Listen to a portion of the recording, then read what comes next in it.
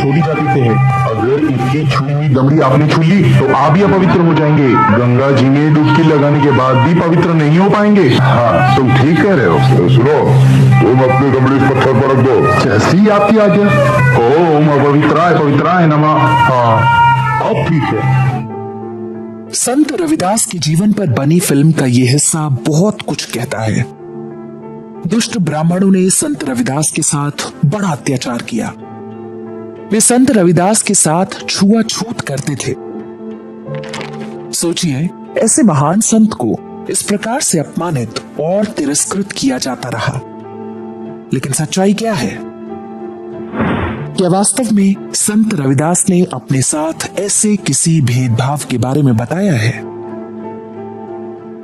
क्या अन्य किसी समकालीन विद्वान ने ऐसा कुछ लिखा है जैसा फिल्मों और सीरियल्स में दिखाया जा रहा है? एक किंवदंती है।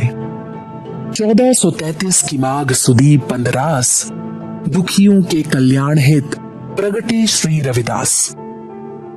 अर्थात विक्रम संवत 1433 में माघ पूर्णिमा को संत रविदास का जन्म काशी के एक चर्मकार परिवार में हुआ था। कुछ स्थानों पर संत रविदास के जन्म का वर्ष ईस्वी सन 1450 बताया जाता है। रविदास की गिनती भक्ति काल के सबसे प्रमुख वैष्णव संतों में होती है, लेकिन बीते कुछ दशकों में अब उनकी इस पहचान को बदलने के प्रयास हो रहे हैं। संत रविदास स्वामी रामानंद के प्रमुख 12 शिष्यों में से एक थे, लेकिन अब इसे ब्राह्मणों द्वारा फैलाया गया झूठ बताया जा रहा है। उन्हें जाति व्यवस्था के पीड़ित के रूप में बताया और दिखाया जा रहा है, लेकिन सच्चाई क्या है? संत रविदास के बारे में सबसे प्रामाणिक जानकारी मिलती है आंध्र प्रदेश के संत कवि नाभादास द्वारा रचित पुस्तक भक्तमाल से। इस पुस्तक में संत नाभादास ने वैष्णव परंपरा के महत्वपूर्ण संतों का वर्णन किया है। संत रविदास के बारे में वे ब्रज भाषा में लिखते हैं। रैदास चर्मकार रचि रतन की बार, रामानंद दास दीन्ही दीक्षा सिखावन, जपि राम नाम रत रहे हरि भजन, भक्ति रस भरे मन भाव सगुन निर्गुण। अर्थात रविदास चर्मकार यानी मोची थे, लेकिन रत्नों जैसे पद रचे। संत रामानंद ने उनको दीक्षा दी। वे पूरे जीवन राम नाम का जप करने और सगुण निर्गुण भक्ति में रत रहे। यहां बताना आवश्यक है कि संत नाभादास स्वयं भी डोम जाति से थे।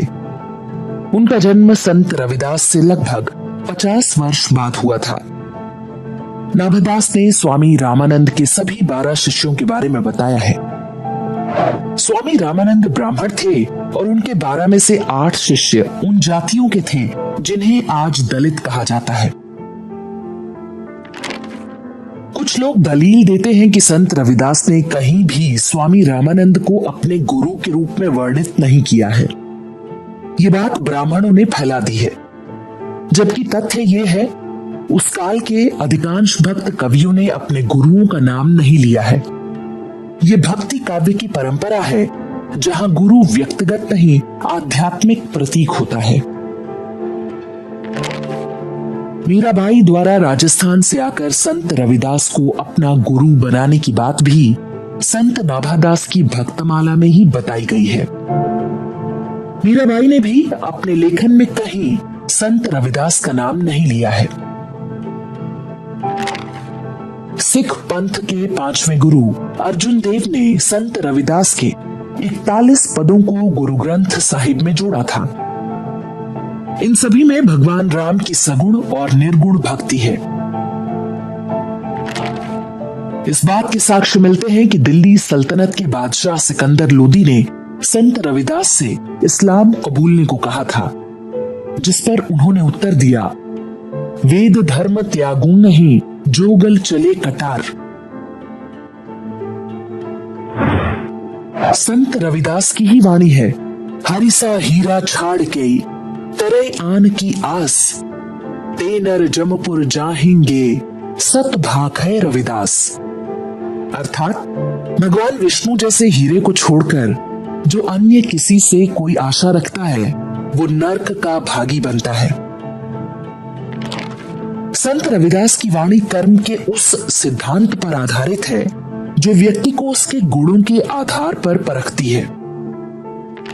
वे लिखते हैं, रविदास जन्म के कारण होत न को नीच, नर को नीच करिडारी है, ओछे कर्म की कीच। बीते वर्षों में जिस तरह से संत रविदास के आधार पर अत्याचार साहित्य या एट्रोसिटी लिटरेचर रचा जा रहा है उसका कोई सिर पैर नहीं। संत रविदास ने जूते बनाते हुए भगवान राम की भक्ति की। काशी के घाटों पर वे ध्यान भजन करते थे।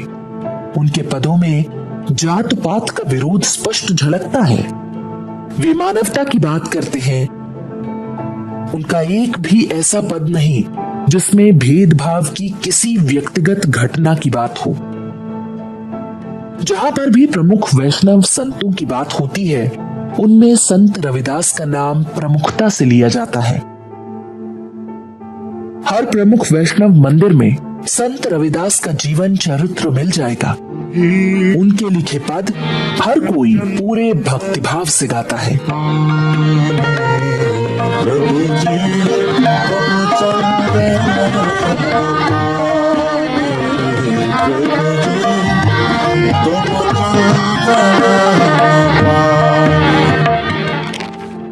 संत रविदास सनातनी भक्ति धारा के स्तंभ हैं। उनकी समानता भक्ति कर्म आधारित थी।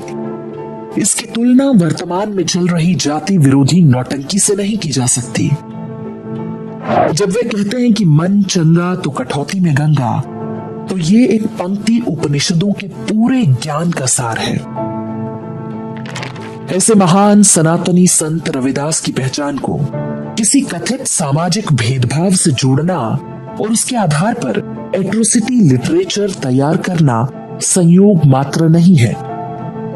अब्राहमिक शक्तियां ये काम लंबे समय से करती रही हैं ताकि हिंदुओं को भ्रमित करके उन्हें आपस में बांटकर धर्मांतरण करा सके। उनके फैलाए झूठों का प्रतिकार पूरे समाज को करना होगा। संत रविदास की विरासत की रक्षा के लिए ये आवश्यक है।